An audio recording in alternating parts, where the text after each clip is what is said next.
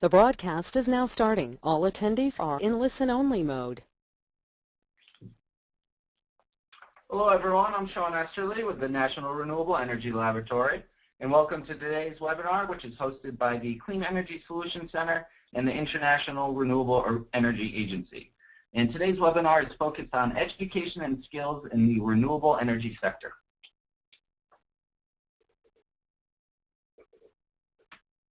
And one important note of mention before we begin our presentations is that the Clean Energy Solutions Center does not endorse or recommend specific products or services. Information provided in this webinar is featured in the Solutions Center's resource library as one of many best practices resources reviewed and selected by technical experts. And I just want to go over some of the webinar features. For audio, you do have two options. You may either listen through your computer or over your telephone. And if you do choose to listen through your computer, just select the mic and speakers option in the audio pane. And doing that will just eliminate the feedback of any echo or the possibility of any echo or feedback. And if you choose to dial in by phone, just select the telephone option, and that box will provide you with the telephone number, access code, and PIN that you should use to dial in. And panelists, we just ask that you please mute your device while you're not presenting. And if anyone has any issues with the webinar platform, you can call the help desk at the bottom of that slide, which is 888-259-3826. We do encourage anyone from the audience to ask questions at any point during the webinar. The attendees are muted, but you can ask your questions by submitting them through the question pane. I will then present those questions to the panelists at the end of the webinar during our question and answer session. And if you're having difficulty viewing any of the presentations, you can find PDF copies of those at cleanenergysolutions.org/training. And then within about a week of today's broadcast, we'll also post an audio recording of the presentation to that site. Now today's webinar agenda is centered around the presentations from our guest panelists, Nicolas Fischel, Stephanie Pennington, and Dr. Axel von Perfall. And these expert panelists have been kind enough to join us to discuss one of the greatest barriers to the adoption of renewable energy technologies, which is the critical shortage of skilled personnel to develop, design, finance, build, operate, and maintain renewable energy projects. So before our speakers begin their presentations, I just want to provide a short informative overview of the Clean Energy Solutions Center initiative. Then following the presentations, we'll have our question and answer session, where the panelists will address questions submitted by the audience, and then some closing remarks and a very brief survey for the attendees. Now this slide provides a bit of background in terms of how the Solutions Center came to be formed. And the Solutions Center is an initiative of the Clean Energy Ministerial and is supported through a partnership with UN Energy. It was launched in April of 2011, is primarily led by Australia, the United States, and other CEM partners. Some outcomes of this unique partnership include support of developing countries, through enhancement of resources on policies relating to energy access, no-cost expert policy assistance, and peer-to-peer learning and training tools such as this webinar that you're attending today. And there's four primary goals for the Solutions Center. First goal is to serve as a clearinghouse of clean energy policy resources. And the second goal is to serve to share policy best practices, data, and analysis tools specific to clean energy policies and programs. And third, the Solutions Center delivers dynamic services that enable expert assistance, learning, and peer-to-peer sharing of experiences. And then lastly, the center fosters dialogue on emerging policy issues and innovation around the globe. Now our primary audience is energy policymakers and analysts from governments and technical organizations in all countries, but then we also strive to engage with the private sector, NGOs, and also civil society. Now one of the marquee features that the Solutions Center is proud to offer is its expert policy assistance, known as Ask an Expert. And we've established a broad team of over 30 experts from around the globe who are all available to provide remote policy advice and analysis to all countries at zero cost. So for example, in the area of renewable electricity policy, we are very pleased to have Paul Kamar, the Energy Education Director at the Renewable and Sustainable Energy Institute, who is serving as our expert. So if you have a need for policy assistance on renewable electricity policy or any other clean energy sector, we do encourage you to use this service. Again, it is provided to you free of charge. So to request assistance, you simply submit your request by registering through the Ask an Expert feature at cleanenergysolutions.org/expert. We also invite you to spread the word about this service to those in your networks and organizations. And so in summary, we just encourage you to explore and take advantage of the Solution Center resources and services, including the expert policy assistance, database of clean energy policy resources, subscribe to our webinar newsletters, and participate in more webinars like this. And so now I'd like to provide some brief introductions for our distinguished panelists today. And our first speaker today will be Stephanie Pennington, a junior professional associate at IRENA, where she is leading the work of the IRENA Renewable Energy Learning Partnership, a project which aims to increase awareness of and broaden access to renewable energy educational resources and opportunities. And then our second speaker today will be Nicolas Fauchot, a program officer for resource assessment at IRENA, where he coordinated the development of the Global Atlas for Renewable Energy. And then our final speaker will be Dr. Axel van Perval, and Dr. Perval is Managing Director at IRENA Renewable Energy Experts, and IRENA was the first recruiting company in Germany with a complete focus on renewable energies in adjacent sectors. And so with those brief introductions, please join me in welcoming Stephanie to the webinar.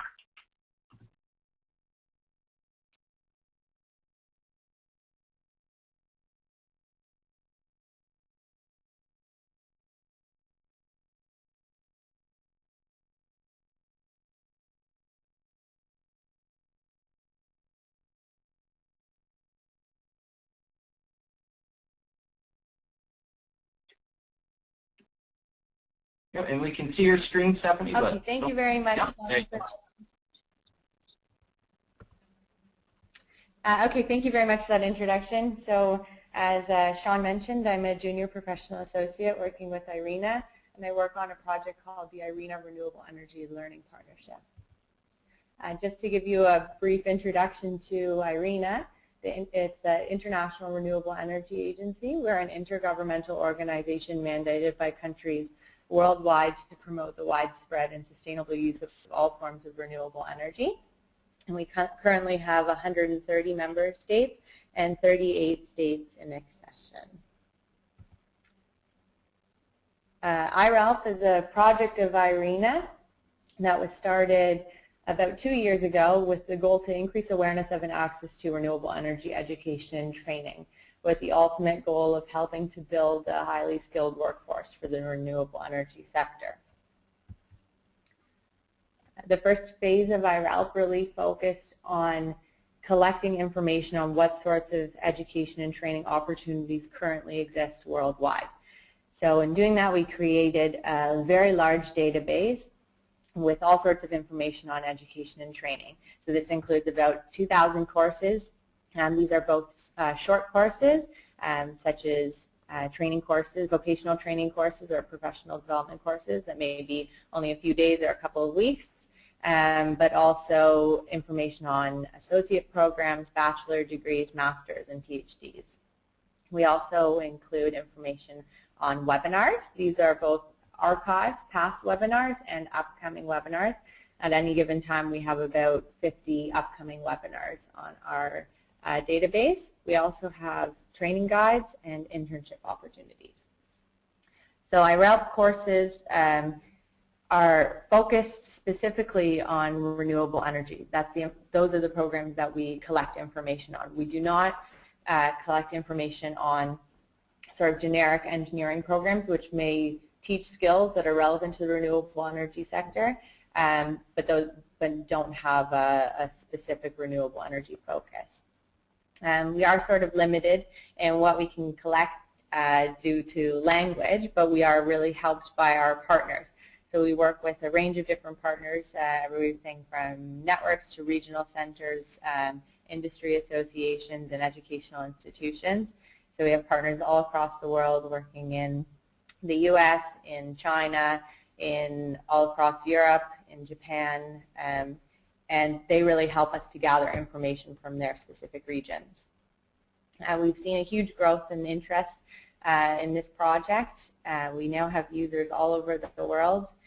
We get about 7,000 users a month, and about a third of these users are returning, which indicates to us that they're not just coming to find one program, for example, a university program, but that they're actually looking for training or internship opportunities on a regular basis. And we also have established a very strong social media following, which has been very important for us to reach out, particularly to young audiences, students who are interested in this sector. So we have over 150,000 followers on Facebook and Twitter, and we invite you to join us there as well. Another important way that we gather information on what education and training exists worldwide is through our IRELP Global Network. The Global Network is formed of very accomplished young individuals. Most are students or recent graduates, and they help us to collect information specific to their region. And we like to involve them in projects that are of specific interest to their research areas or educational areas. And in return for their expertise and their help, we try to help them also get a footing in the industry, because most of these students are looking to continue their careers in the renewable energy sector. So I'll quickly run through some of the resources that IRELP offers on our website. We have an education center, which includes our databases for courses, webinars, training guides, and then we also have some information on resources for educators and on the IRENA scholarship program. So our course database is freely accessible and online, and it includes information from all across the world in multiple languages. You can use the search tool to really narrow down what you're looking for, so you can search by a certain topic area, you can search by region, by country. So for example, if you wanted to look specifically for a solar course in Brazil, you could really narrow that down even to the city where you're living. I've highlighted just a few courses here that are on IRELP, but this is a very small number of what is offered on our platform. But these may be some courses of interest because they're free and all online.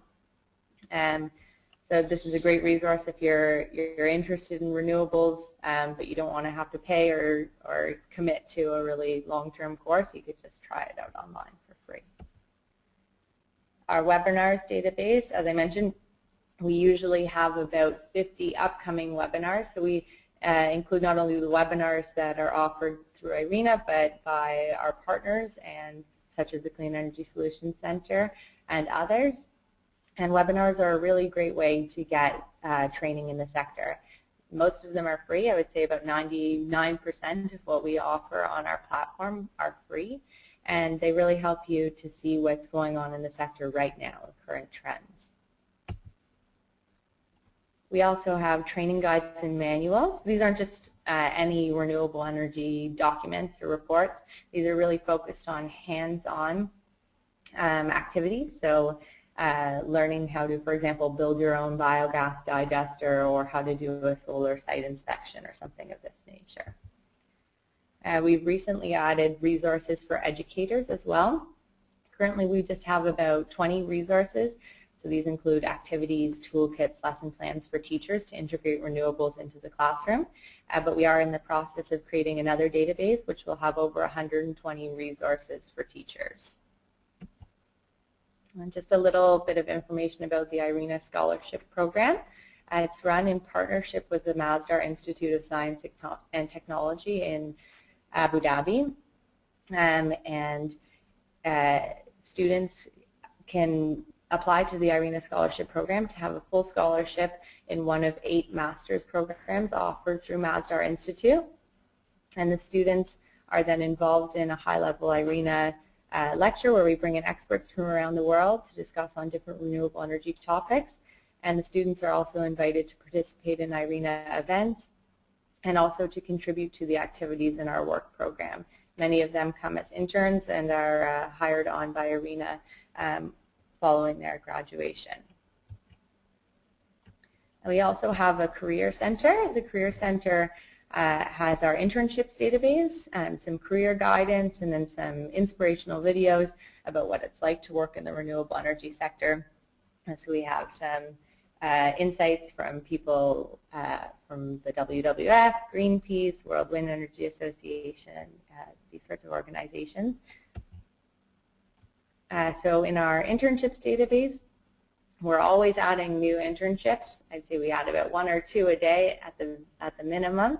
And many of these are ongoing programs that are continuously recruiting. So just as in the course database, this is publicly accessible and covers the entire world, and you can narrow down your search based on your interests, your area of expertise, and when you want to do your internship, how long you would like it to be, where you would want to do it. So if you're looking for a career opportunity, this is a great place to start. We also have some reports on skills and job trends in the renewable energy sector to give you an idea if you're maybe studying and considering a career, what areas might be growing or maybe an interesting area to focus your education. While we don't actually list renewable energy jobs, we just provide internship opportunities. We do give some information on where you can start your renewable energy job search with over 40 resources. So if you're looking for a job, maybe you're not a young student and looking for an internship, this is a great place to look for some sites to focus specifically on renewable energy jobs. And we do also send out a weekly newsletter with information on our upcoming courses, internship opportunities, and webinars. And you can subscribe for our newsletter on our homepage, and you'll see a little subscription box there.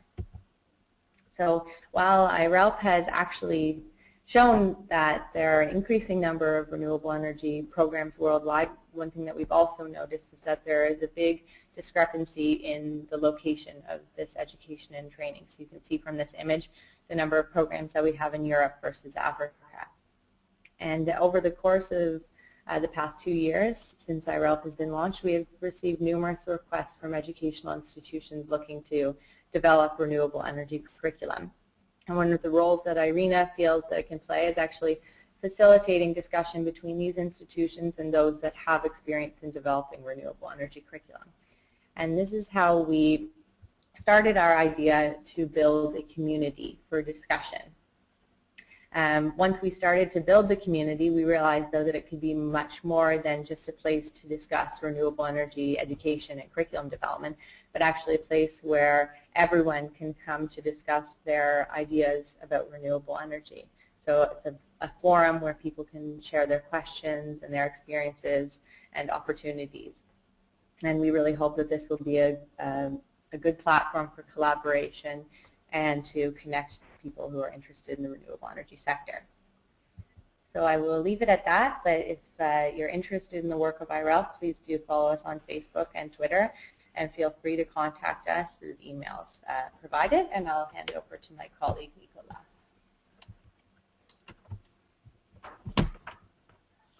Hello. First, I would like to thank everyone for attending this webinar. We are really delighted that the Clean Energy Solutions Center can help us to disseminate and promote what we are doing here and having a conversation on this very important topic. Myself, I will try to illustrate the issues that we see in the renewable energy sector regarding the supply of skilled workers for the renewable energy sector. Today, from the analysis we made in-house and the IRENA jobs report, we have calculated that there should be an approximate number of 5.7 million people already working in the sector. So usually these numbers are undermined by most people, and here with this report we are able to put clearly on the charts that this renewable energy sector is indeed a major sector for employment, and as I will show in the presentation, this is something that will grow over time in the future. Already in the renewable energy sector, in some of the subsectors, you do have a shortage of workers, and this has been a growing concern for the industry. And you find companies or you find industry associations that have invested already in trying to identify the gaps and trying to propose solutions. And in particular, what they are saying is that governments would need to help them to acquire all these workers.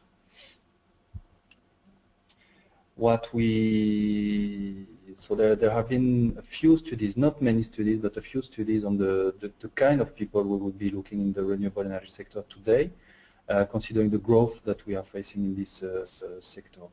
What we see is that the jobs in the renewable energy sector are mostly high-level, high-skilled occupations that require to have a degree. What's happening right now is that the supply of skilled individuals in the sector, specifically dedicated to the sector, is lagging behind the market development, which is very strong. And therefore, what companies are doing, they are hiring individuals from other sectors and training them on the job. And what we see around us in the sector is that most people we are working with are coming from a completely different field. And only now we can see that there is a wave of young professionals that are coming, that have been trained on renewable energy, but it was not the case in the last 10 years. At the ILO, International Labour Organization, they identified already the occupations that are difficult to fill today, only with the current development, the business as usual development in the renewable energy sector. What we see is that the training or the education system is reactive. It is following the market trend, so it's behind the market. So the market is growing in solar. There will be a shortage of workers, and suddenly the education system will respond. In particular, what we see from IREP with short courses that can be used to adapt the skills of an individual to start working in the respective sectors. So it works for some of the skills that are needed, but some of them also require a deep understanding of the energy market or the renewable energy sector or a specific technology, and in that case it creates a bottleneck in the recruitment.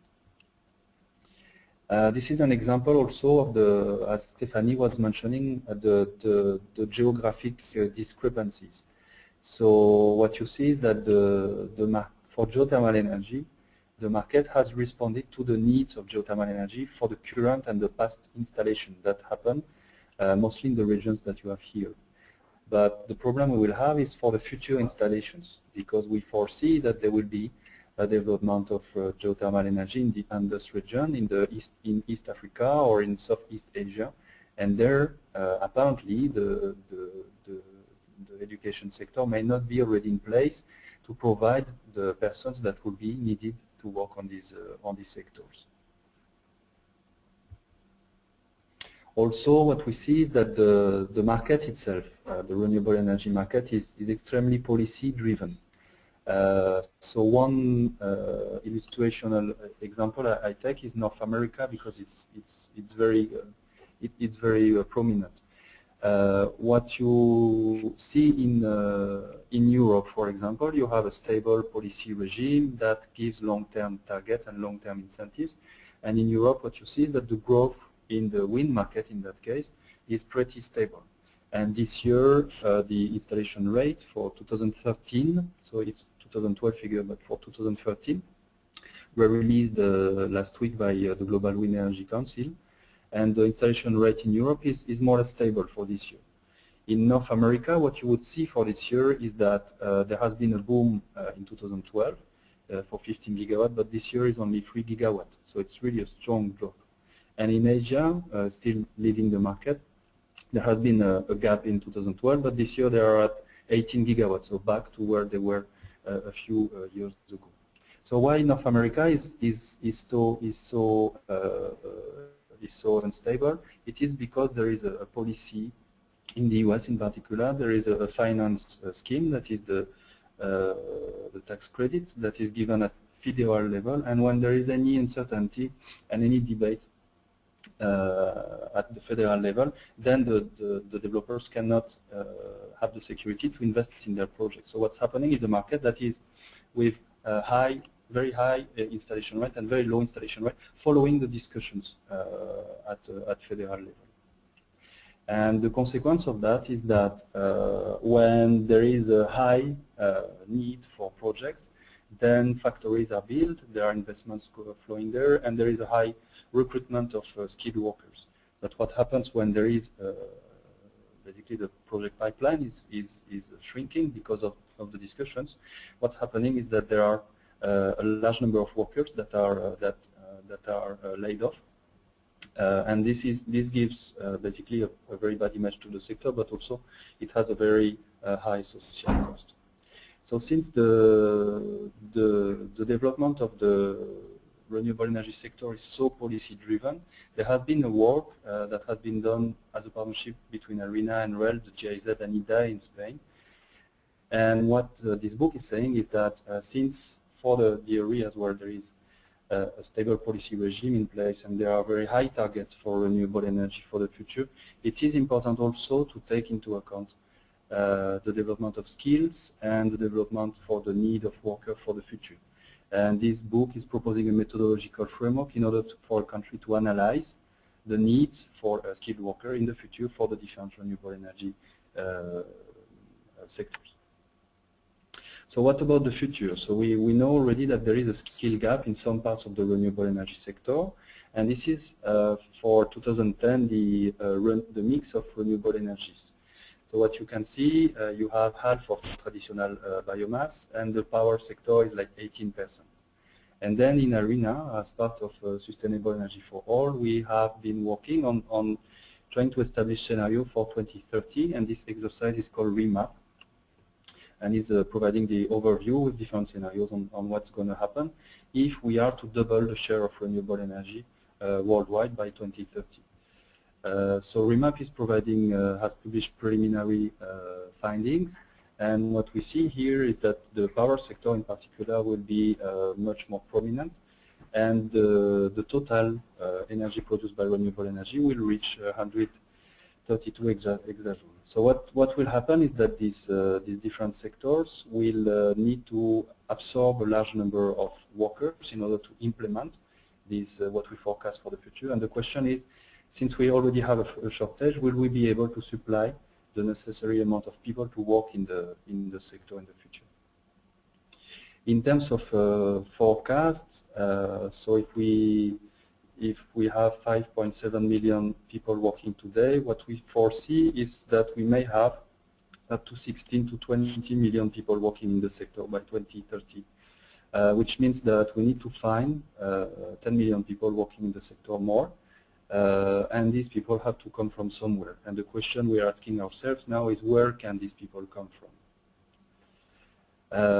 What we see is that in some parts of the world there is a deficit of skilled workers, in particular for technical professions. So that's the numbers we could find are from different studies. I could not find an analysis that is showing the need for jobs in the future and the supply from the educational sector. So it seems that there is probably a need to look more into detail for that. What we see is that in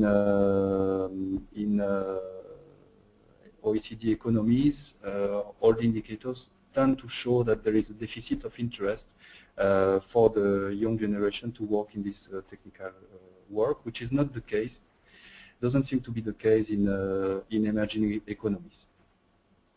So maybe the gap for educated people for technical professions may be more crucial in developed economy, maybe. And maybe also, if there is a deficit, maybe the skills may have to come for outside OECD countries. And this poses a question on how transferable are the skills in the renewable energy sector. And for the moment, it appears that there is a limited number of transfer because there is no such harmonized curricular or qualification process. So except if the person is working for a large international company, it seems difficult to transfer a person from a country to another country to work on a similar technologies. And this is due to the lack of standard into the sector. What we foresee also is not only that there will be a need for technical workers, but also for all the professions that are supporting the growth of renewable energy.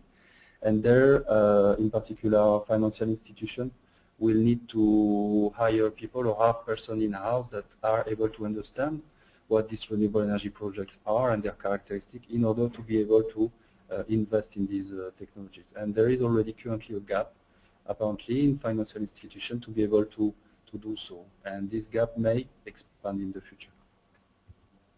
Thank you very much.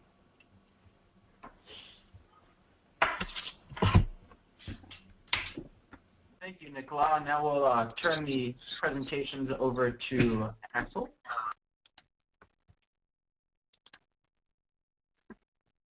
Thank you very much, Sean, and for this introduction. My name is Axel von Perfel. I am the managing director of a recruiting firm that is specialized in renewable energies and the surrounding areas like sustainability and also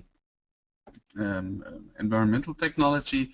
So I might bring a perspective into this webinar which evolves around the industry side. What do companies? What are the companies looking for? What are the skills that are needed at the moment? And also, what challenges are the companies facing at the moment in certain areas of this industry? Because I might also I have this like Euro-centric view, starting with Germany, a country which has started very early with renewable energies, and I'm very the figures you have shown, Nicolas, are very impressive for what happens in the other areas of the world. I will show you some figures of the German market, and so the overall perspective is that Germany has been a leader in this field, but I think we're being overtaken, especially at least in terms of numbers, and what happens in the other areas of the world. So I'm happy to share with you how the German and European view on this is, because on the development scale, Germany is relatively far ahead, and so maybe that's something the other areas of the world can be might be interested in. Now, just put it in the full screen mode. Okay. Just one word about our company. We do recruiting, meaning headhunting for permanent positions, but we also provide interim experts. That's a field which is developing very quickly in recent time, because more and more companies are looking for very specialized experts, but only for a short period of time. So I will get back to that a little later. And if I see Stephanie's slides, and no, not Stephanie, Sean with the Ask an Expert, also that is goes into the same direction of experts being searched in those parts of the world where renewable energies are developing very fast at the moment. We provide people on all levels, from the expert to the executive, all functions from sales to engineering, and we're based in Germany with 2 offices. Myself, this morning, I'm in Berlin. So our daily business is to bring companies together with people in this field, and I'll get back to that in a moment. Now, these are the numbers I had. More than 800,000 employees for 2012. So that certainly has changed. As I mentioned, Germany has not gone down, but has been stable, at least stable, and will grow slightly overall in the next few years, I assume. But all the other markets will definitely catch up, and that's really an interesting development. If I look at the wind industry, which is a big, a very big and industrialized industry, and from my point of view, one of the most mature industries in this field, we're talking about nearly 300,000 employees at the moment, and there will also be a growth in that field going up to like 250,000 people also in Germany and in the other European countries. So we'll be around like 400 to 500,000 employees in that sector. So for everybody looking for a job at the moment or looking for a decision where to move into, even if we have a little depression on this topic on the German market, the overall story for renewable energies is still very positive, and it still makes a lot of sense to go into this market because there is a very strong demand, and there will be a strong demand in the future.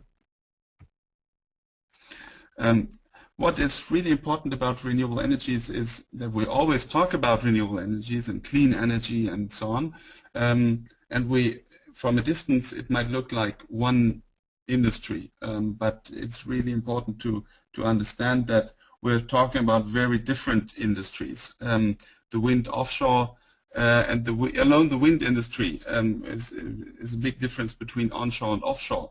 Not only in terms of products, obviously, but also the types of companies are very different, and the types of people. We don't see a lot of transfer between, for example, the wind industry and the PV industry, or the bioenergy and the solar thermal energy, because each of those industries are very specific. So basically, if you choose a job, then most of the time you will choose one of those sectors. You will choose bioenergy or PV or whatever, and you will most likely, in most of the careers, stay in that industry. There are some exceptions to that. If you, for example, work in typical staff functions like finance, controlling, human resources, of course it's easy to switch industries, even beyond renewable energies, obviously. And the other sector which is common to all is project finance and project development, because as you might know, most of those industries work on a project basis. So a solar park or wind farm, those are projects, and you always need people who are experts in project development and project finance, and that's somehow similar between the different industries. So that's the only exception I see, but otherwise it's really important to understand that those industries are very different from each other, and that's not only the case in Germany. I guess it's also in the other countries this will be the case. And the development is also very different. The bioenergy and PV are one of the also worldwide one of the really big, and wind energy are the three big players in the market. All the rest, even concentrated solar power, you read a lot about it in the press, or solar thermal energy, you read a lot, and there's a lot of attention to it, but from a company point of view, and at the end also from a jobs point of view, the potential is not that high, or the size of the industry is not that big. So that's really important to keep in mind, that there's also a big difference in the growth and in the size of those industry sectors. And what we've seen in recent years in the European industry, and this will probably also happen for to those industries in the developing markets, developing in terms of renewable energies, that companies start quickly into because it's usually a law that will, a feed-in tariff, which will jumpstart this industry in a specific country. So the market will start really quickly. So the companies will have to set up and grow very quickly, and they will hire people like crazy and work on their projects and try to get everything done in the 24 hours of the day. But at some point and many companies are there right now, they've grown so fast, they need to professionalize, introduce professional processes and structures inside their company. to really handle the size of the company. One thing is also the growth abroad. If your home market is saturated, you will start to internationalize. That's what many companies have been doing in recent years. And then there is another third trend, which is from manufacturing to service. If you take the photovoltaics industry in Europe, but probably also in other parts of the world, much of the business has been taken by Chinese companies who are able to produce the product at a good quality and an even better price. So that has kicked out many companies in the field, which has put a strong focus on service and meaning the maintenance, the repair and the maintenance of wind turbines, of PV systems, but also the engineering services which are related to the construction of those plants. And so there's more and more service around it, and not only the production of the actual products. So also these three trends are actually something that will have an impact on the companies and have an impact on the type of people the companies are looking for. If I take the first example from childhood to adult life, at the in the early years, you needed people who can organize the chaos and who can somehow are capable of handling such a fast growth. But now you need people who can build up structures, who can define clear strategies and split up the market into different sectors and to have a much more differentiated approach. So the types of people the companies are looking for has changed, and that is the same for the two other factors I mentioned. So that's important to keep in mind if you are if you're looking for a job in this field.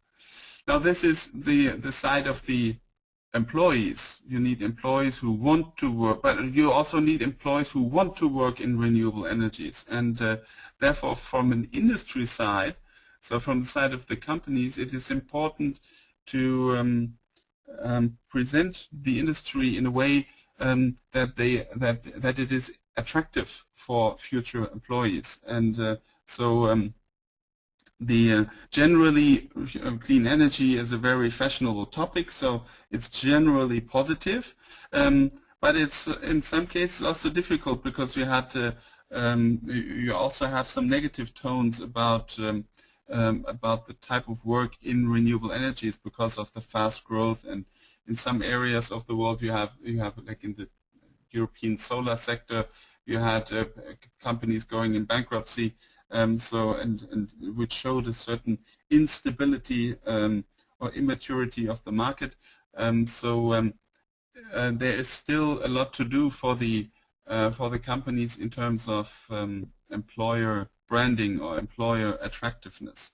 So I mentioned here a couple of points which individual companies need to take into account to also attract the right people, because at the end, it's as we say, a war for talents. So the really good people with good skills and expertise in the market, they can choose where they want to work, and so the individual companies have to make sure they provide the type of corporate atmosphere and corporate culture that is that helps to attract those people. Okay, I'll skip this because it really refers more to the companies, to the company side. But if anybody is interested to that part, please get back to me in the Q&A session later on. This is how companies get in touch with their with potential candidates for employment, where we differentiate between national and international. International being new for the respective company, being new markets where they don't have so much expertise and not yet a well-established personal network. So the methods of acquiring people are a little different, and then there's also a difference between top management, middle management, and then the expert and support functions. The higher you get in the hierarchy, the more often you will work with headhunting companies. So if you progress in your career, I can only recommend to you to get in touch with recruiting firms or headhunting companies that, even like our company, are specialized in this field, because you never know if the headhunter maybe has at some point, not immediately, but maybe in a year or two, has an important job offer for you, which can be your next interesting career move. So that's certainly something companies are working with, and on the candidate side, on the employee side, I can just encourage you to look for those contacts and build up a network over time the more you progress in the organization. On the expert side, the job postings are still the most common way to find a job. There are big job platforms like Monster, or regional platforms like Golf Talent, and then there are also specialized job platforms like Green Jobs. So there's a huge variety, and I think IRENA or IREL provides a good overview of the job platforms that are available. So that's still a big point. And then networks. Your personal network is also very important, and is becoming more and more important. This part of finding a job, and the social networks, especially platforms like LinkedIn, help a lot to build up your network. And I can just encourage you from a job point of view, for a career point of view, but also for your industry network, which will help you to use those platforms to get connected to people across the globe, because you never know where at some point a new job opportunity might pop up. And then last but not least, there are job fairs which are specialized in this field, and that is also a good opportunity, because you have because usually they are face-to-face meetings or fairs, and you'll have the possibility to present yourself personally and to give a much better and more stronger impression than just by sending over an electronic application. Okay, I'll skip those slides. I can just, there's a list of recommended job websites which I can hand over to anybody who's interested. Yeah, I've skipped that. One point I wanted to make is regarding interim management and interim experts. We see two sides. On the company side, we see more and more companies looking for experts on a project basis, because especially in the renewable energies, the underlying business is often project-based. So you will have a solar park. So take a German company, and they just acquired a mandate to build a solar park in Chile, South America, for example. Then they will not hire, if they don't have somebody on hand at the moment, because they're the staff is fully booked.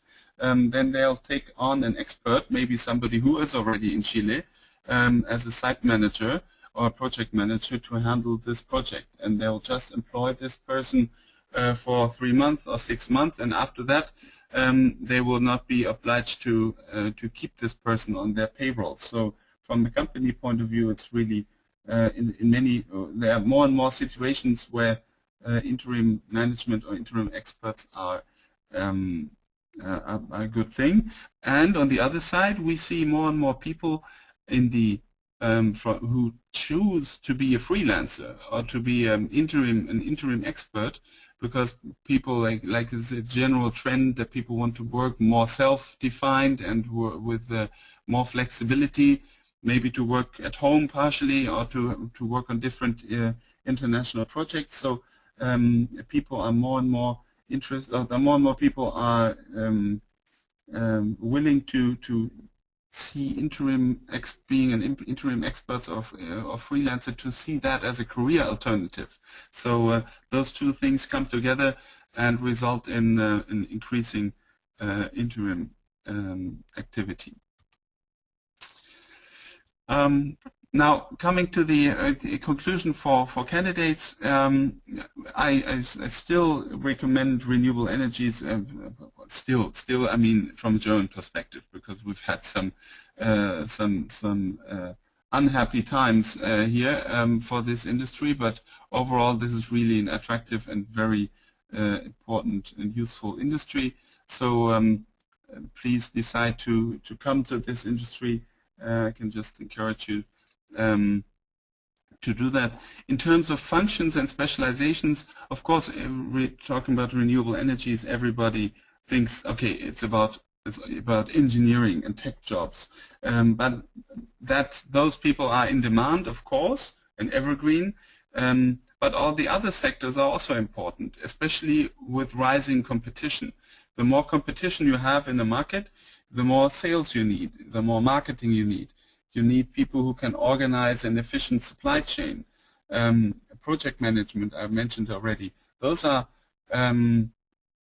functions and tasks which are important right now and will become even more important in the future. And then one last remark, and this is from somebody like me who is I'm more engaged in my daily business with people who are in the industry already, and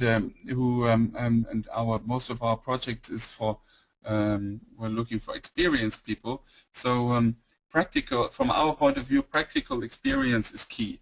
And that's what the companies tell us. They are looking for people who have at least a little bit of first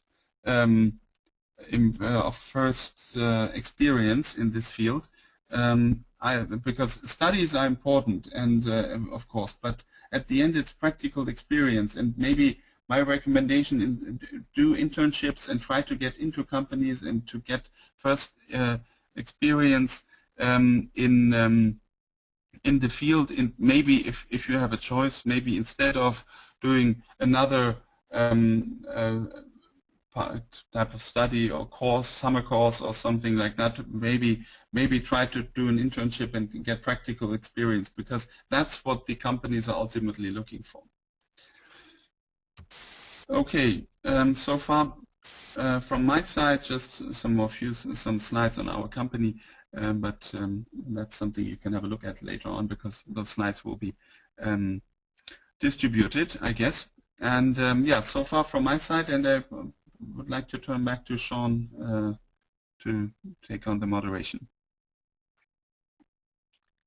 Thank you, Axel, and thank you, Stephanie and Nicola, for the presentations. And at this point, we'll move on to the question and answer session of the webinar. And just want to remind all attendees that if you have any questions that you'd like presented to the panelists, you can submit those through the question pane in the GoToWebinar box on your screen. And I do have a couple questions that we've received so far, so we'll start with those. And this first one came in, Stephanie, during your presentation, and it asks, what is the best way to go about applying for the jobs, sets, and internships that you talked about? Sorry, can you just repeat that? What's the best way to go about applying to jobs and internships? Yeah, so maybe where can they go to view them, and where can they go to fill out an application? Sure, okay. So on the IRELP website, which is www.irena.org/IRELP, IRELP, you can go into our Career Center and you'll find our internships database. For each posting that we have there, we give a description, so that includes the qualifications, the tasks that you would be responsible for, as well as application details. So in some cases, it'll be an online application form, which we'll link you to, and in other instances, it'll be directions on submitting a CV or potentially a statement of interest through email. But all of those details can be found on the particular internship postings on IREL.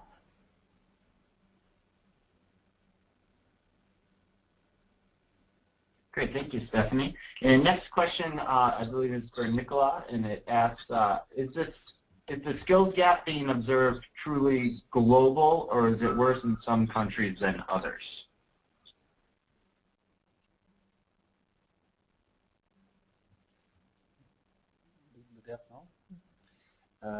What we see is that the fast-growing sectors have gaps into. The fast-growing sectors have the most gaps and difficulties to hire people, of course, and it is due for some sectors to a growth rate that is very high.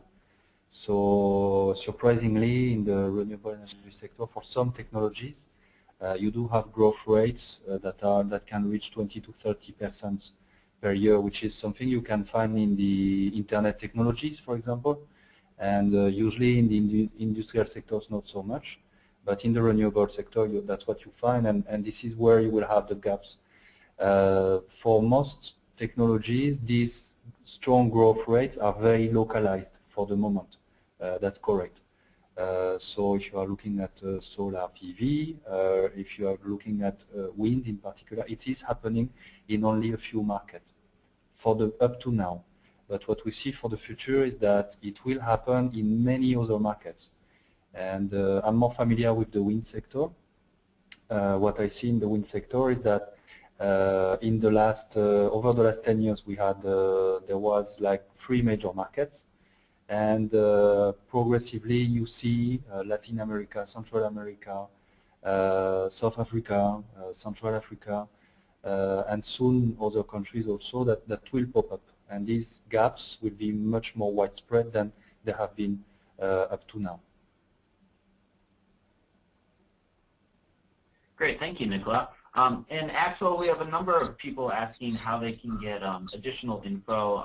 I know there was a list that was in there, and then some other information that we passed over. What would be the best way for them to access that? And is there, I can point them to the website where we're posting it. Is there another website that they could visit for additional information?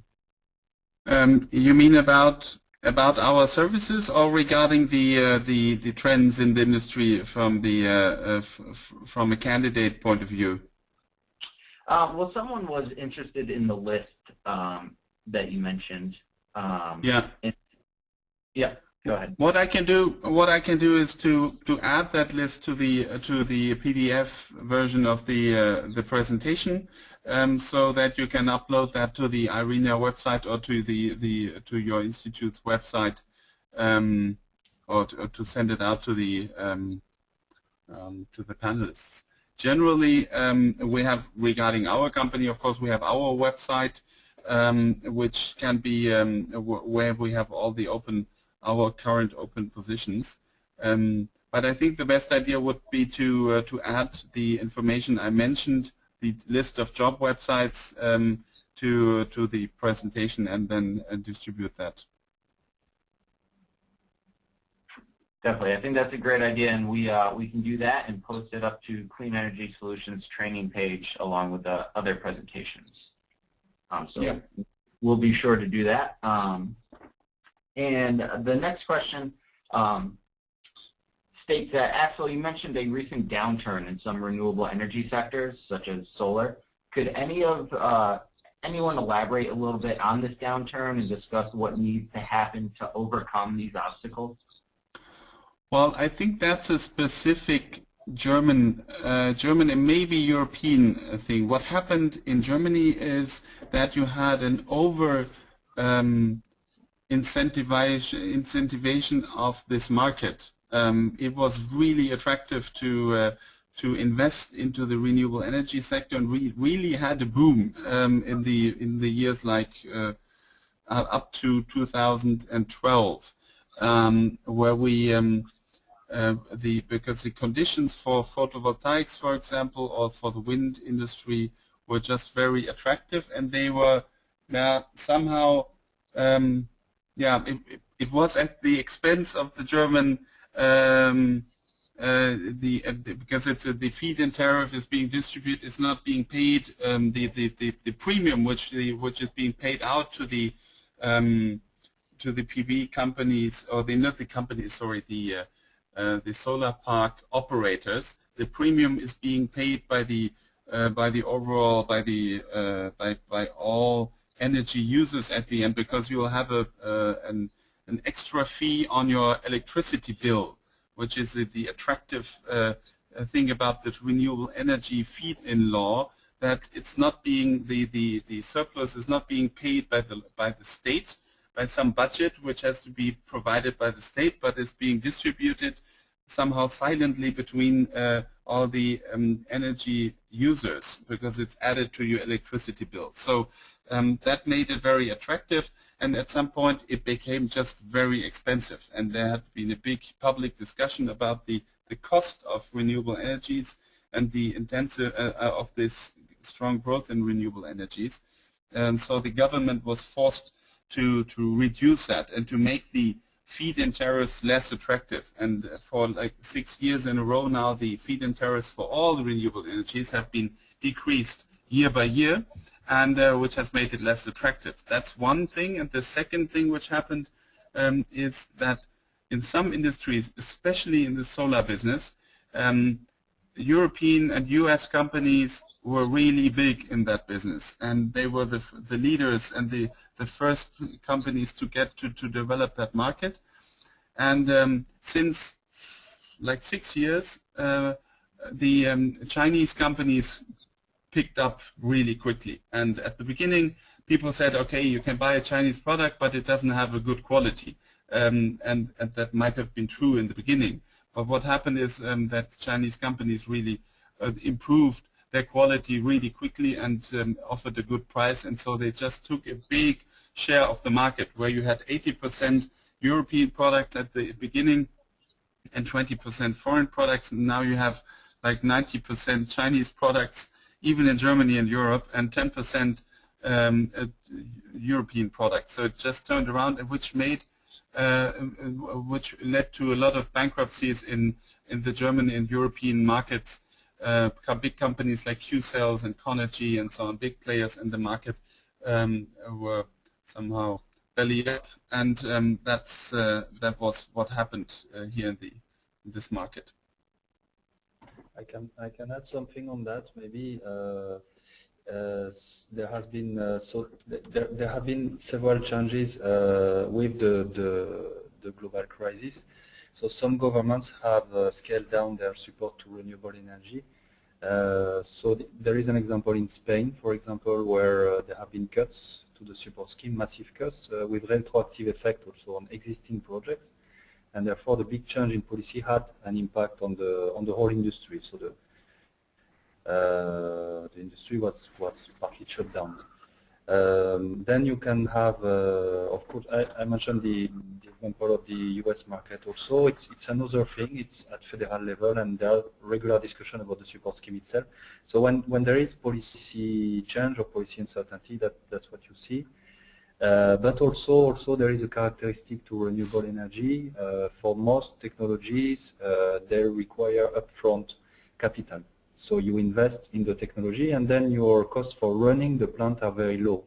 This is slightly different. This is different from conventional technologies, where the upfront cost can be reduced, but then you have high operational costs. And with these specific of renewables, basically the thing is that you need to be able to access capital at a good rate in order to finance your project and to make your project bankable. And since there was a shortage of capital on the international market, what happened is that some companies could not invest into this project. At some point, the whole market was supported by large utilities, because they were financing this project on their balance sheet. But then even the large utilities at some point could not sustain the entire world market, and you saw this. You saw also variation there for the project. So there are the two. The governments were affected by the crisis, and some of them changed the policies, and also the access to capital was more difficult. So you had the conjunction of both in some places.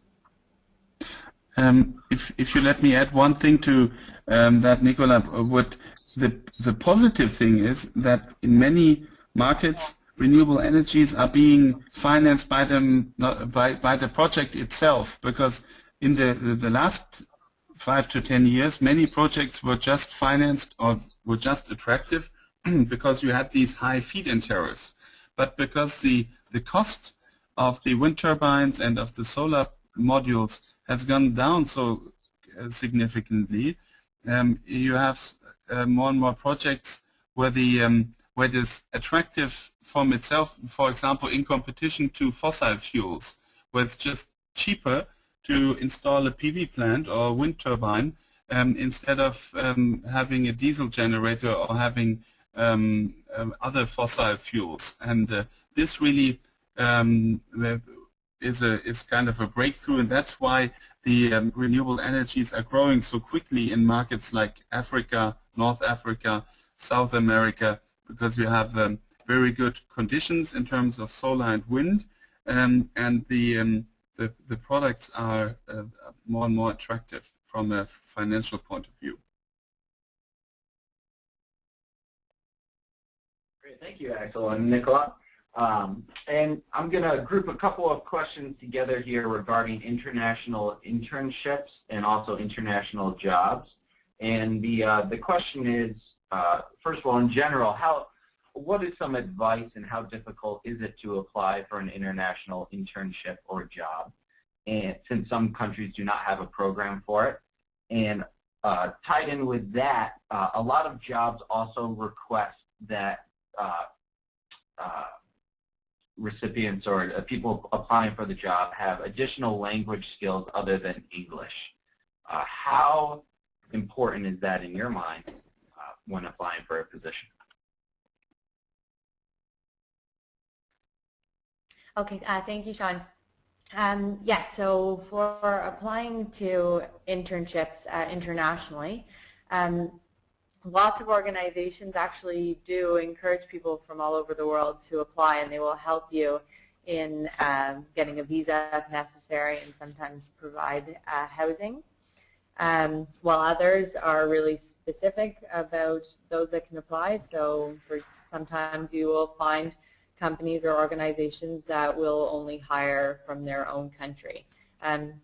Those details are always provided, but generally, if it's not stated that you need to be a citizen of a certain country, then people are welcome to apply from any country, and it'll vary whether the company or organization will assist the intern in getting the necessary documents to actually work within that country. Definitely for languages, it's very important when an internship specifies that another language is needed. That is a requirement. Where it says that it's preferred, it's still worth applying to see. But yeah, definitely where it says that it's mandatory, then you would need to have that language skill to apply. Did I miss anything, Sean? To follow up on that, though, is it, in your experience, have most international, looking at international internships separate from jobs, do most of them have language requirements other than English? It's difficult to say. It varies. I mean, for international organizations, most are operating in English, but then there's always the added benefit of speaking another language. If you're going to work for a company in a specific country, for example, if you want to work in China, chances are you will need to speak that language. So yeah, it really varies from position to position. Great, thank you, Stephanie. And the next question asks, do you have any view on the needs of policy influencers in those countries where renewable energy is only starting? Is there a transferable skill from developed economies to this area in lagging countries? Yep. You're asking me? You're asking me? Okay, but I think I have to turn that question back to you, Sean, or to Nicola, because my focus is really on the industrial side of the like companies in that area. So I'm not that familiar with the policy side. I guess you would need those people, and there are organizations who provide international experts. I know you probably know the GIZ, the German organization, which is active all over the globe in spreading expertise also in renewable energies on the technical side, but also on the policy side. So there are these organizations, but maybe you and your organizations also you can comment on that. Yes, so I agree with Axel. So what we see in countries that are starting from scratch for developing renewable energy, there is a need to, or there is a willingness to look into what has been done in the past in other markets, and look if there are parts of it that can be transferred to the country. What we see also is that you can't just think like transferring a policy, for example, directly copy and paste to a country. It doesn't work. It needs to be like the overall philosophy of the policy can be studied, and then it needs to be adjusted to the local environment. However, there is indeed a sort of market for international experts that are helping countries to identify this kind of past examples and what can be learned from the stories. So that's the kind of thing we do with our policy team here. The GIZ is doing that, USID is also helping countries, etc. And there are people that are indeed policy experts, kind of, and that are helping to transfer the best practices to countries that are willing to learn from other parts of the world.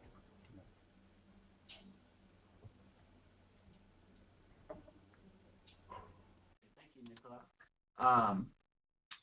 And next question I have is directed towards Stephanie, and it says, since Axel has said that practical experience is key, do the IREL courses focus largely on technical skills like installation, maintenance, things like that, or is it more theoretical? And do the courses include an internship provision?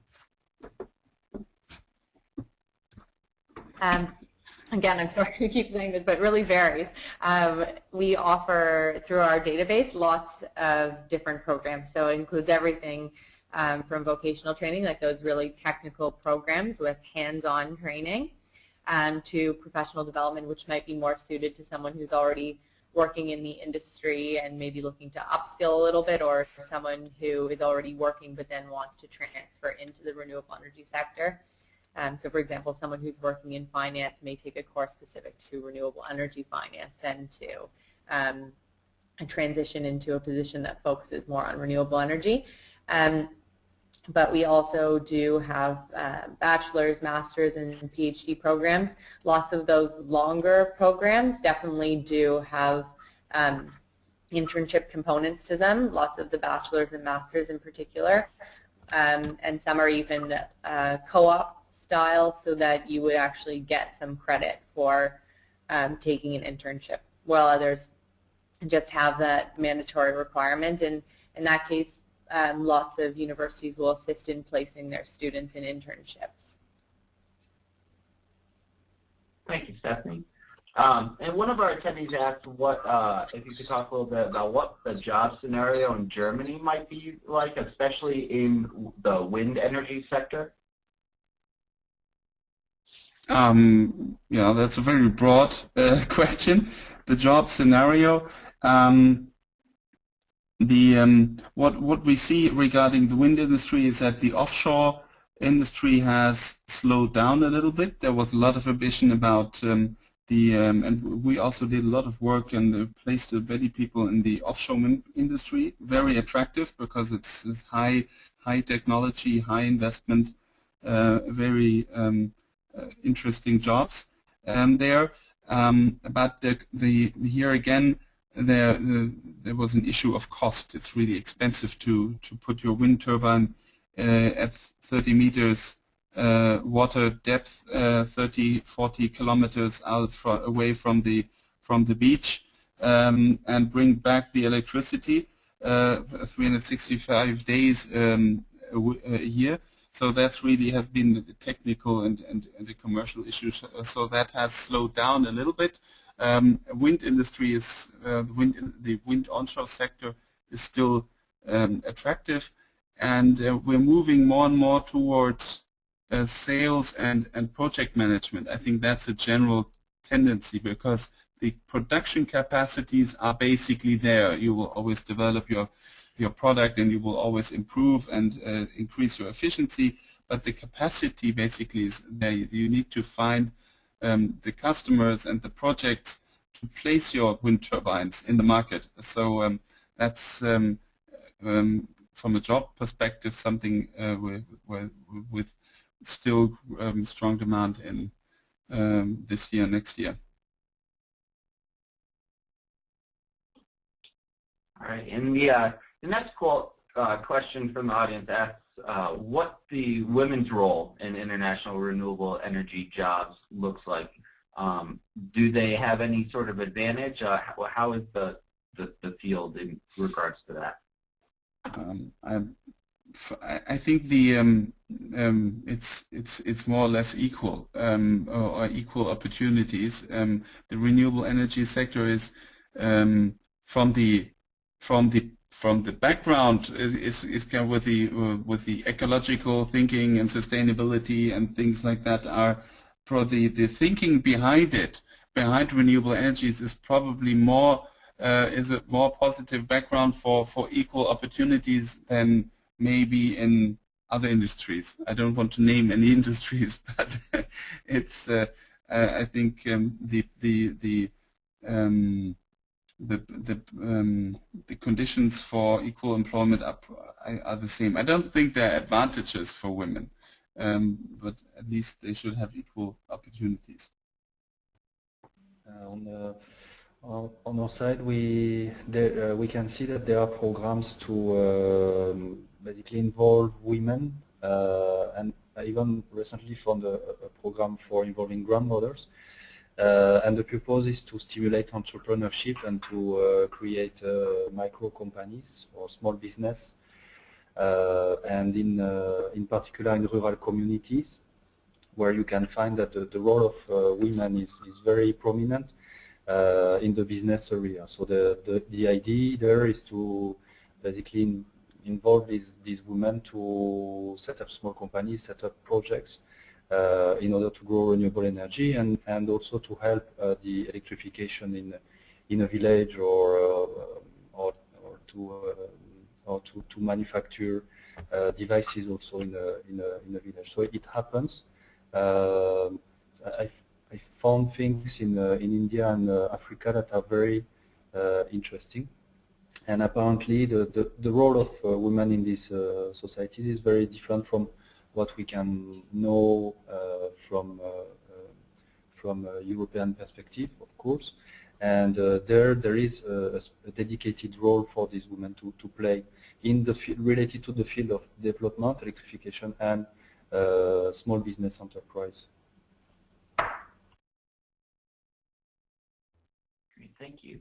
And the next question points out that renewable energy has been called one of the next big job industries, similar to how the IT job industry was being called at the beginning. But then outsourcing occurred in the IT industry. So far, how do you evaluate the chances of outsourcing renewable energy jobs?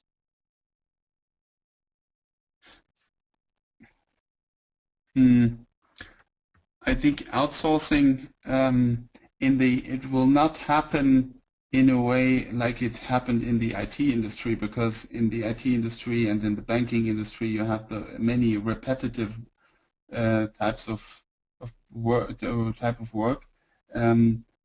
You don't really have that in the renewable energy sector. What you have, and that happens already, is that you have a value chain of companies, which is not all in one company. Or put it a different way, you have a wind turbine manufacturer.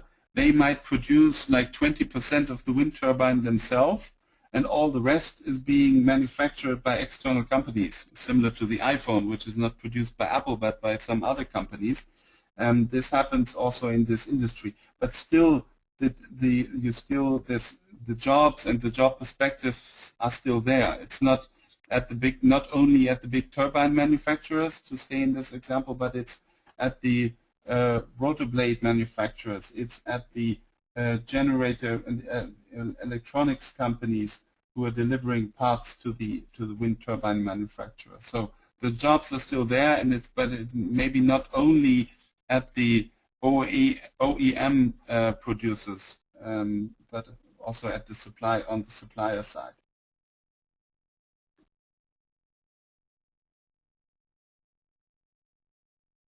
Great. We have time for a couple more questions. Next question is a short one, but I don't know if it's an easy one to answer. The question is, which country is currently leading the renewable energy education industry? If that can be summed up in a country. Stephanie, where do you have most courses in your platform? Probably in Germany. Yeah. To be honest, okay. I would say Germany definitely has a large number, but all over Europe would be, and the U.S. too. I think it's hard to say for sure, but definitely Germany, and the U.S., UK as well are offering lots. But for the most part, our programs are concentrated in North America and Europe.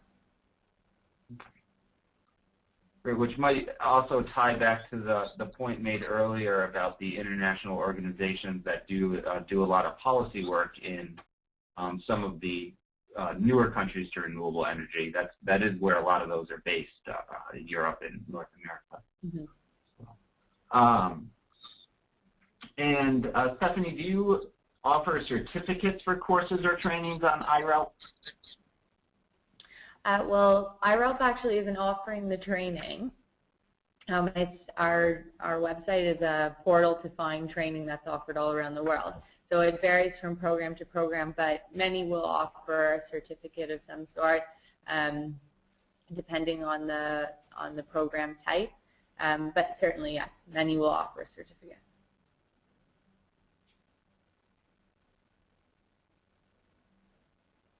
Great. Now, one of our attendees wants to know if you can recommend any must-read books on the renewable energy industry, probably specifically, for people trying to get into that industry, or any resources, websites or any other resources that they could utilize. There are very good news stream actually. So I cannot give the names because I will not make publicity, but I think if you are looking into, getting interest into the renewable energy sector, it's extremely dynamic. So it's indeed possible to read books about renewable energy, and most of these books will be about the technology or environment or etc. There is, if you want a general thing, there is the IPCC report on the renewables. It's an excellent piece of work. And it gives you a good overview of what's happening. But then the whole thing is extremely dynamic. So probably the best thing to do is to read the news. And there are specialized journals or specialized companies in renewable energy that have news streams. And if you follow that, it gives you a very, very good overview of what is happening in this market. And it's changing every 6 months. The dynamics are changing very quickly. It's changing in terms of technology, in terms of geographic spread, and in terms of dynamics, what's happening between the companies. It's extremely interesting to follow, and it's, I would say, mostly through the news. And of course, the IRENA website, which has excellent publications.